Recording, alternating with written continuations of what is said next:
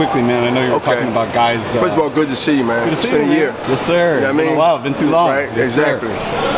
You were talking about, you know, you were 52 when you retired.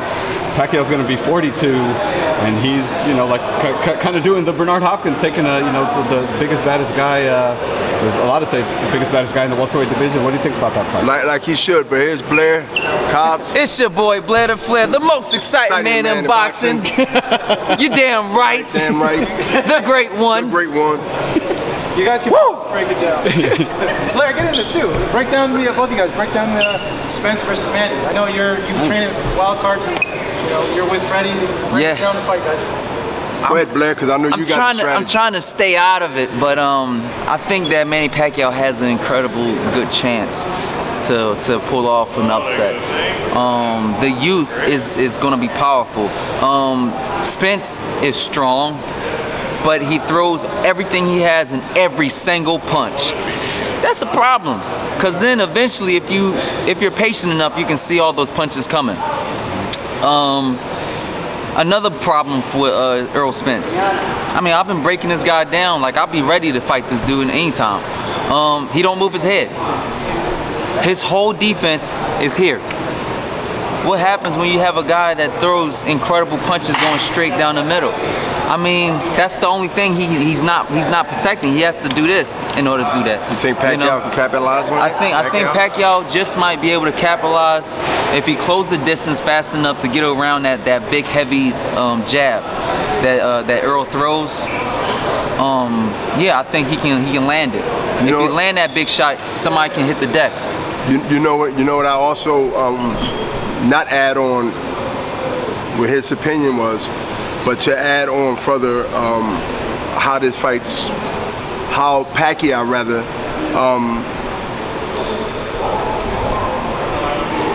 should be and will be, and I think that what he have to do to be a really threat early in the fight to get respect from Errol Spence. Pacquiao had and have still, I still see flashes of it. Incredible position in his feet, his legs, and how he moved. If you look at Pacquiao, fights from recent, as a few years ago, definitely when he was younger, Pacquiao beat and positioned a lot of fighters with his feet and his movement. He has a dance rhythm when he attacks his target. He closes that distance incredibly fast. He's not flat-footed. He's here, he's here, he's here. He stays on his toes. He got a bounce to him. See, if you was a Bruce Lee fanatic like myself, he had a little rock, cat type of walk around. It ain't hard. It ain't nothing where you can be deliberately set him up because he sort of sticks in the cement with his feet and he's there. You got time to get out of the way or hit him before he gets you. Pacquiao has that bounce. If I see that bounce early and he moving his hands at the same time, yo, it's gonna be one of those nights where, man, Pacquiao, if he don't shockingly upset, because I think it's going to be a shockingly upset victory if he wins, because I don't think that he has enough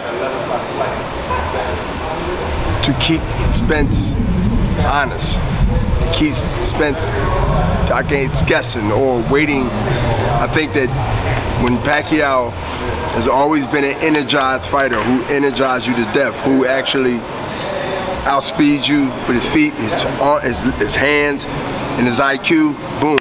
He beats you into submission, is over. But this is a whole new different era of athletes and fighters. Blair is one of them. I just think when you take these young, great future Hall of Famers, and that's a long way down compared to the career they have now, and at least 5 or 10 more years that each of them get if they want, as long as they stay healthy. It's a whole new different breed of generational fighters. Is not only athletic, but they skillful. And that's when you got, listen, I think of Errol Spence, I think of Blair Cobbs, you know, they out there. It's Ryan Garcia, I mean, Mugia. I mean, I can go on, and they don't even have to be from my camp.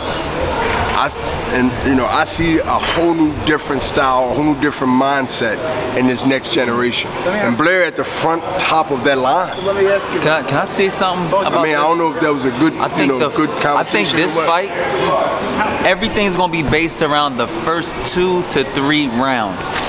Those first 2 or 3 rounds is pivotal because the whole thing is the jab of Errol Spence. If Errol Spence can land a jab, the fight is over. If Errol Spence can't land that jab, the fight is over. So that's Blair, what it is. And you can know Blair been around Freddie Roach too long and been around a lot of people because Blair know when he said the jab. You know why the jab is important? If Spence can control the jab, right? If he can control that jab, control Pacquiao with that jab. Because Pacquiao do this. Look, Pacquiao's here. Look, it's feet movement. So what the jab do is disturbs you. It offsets you, right? So you jumping, you don't even hit the jab because the jab, something else is coming.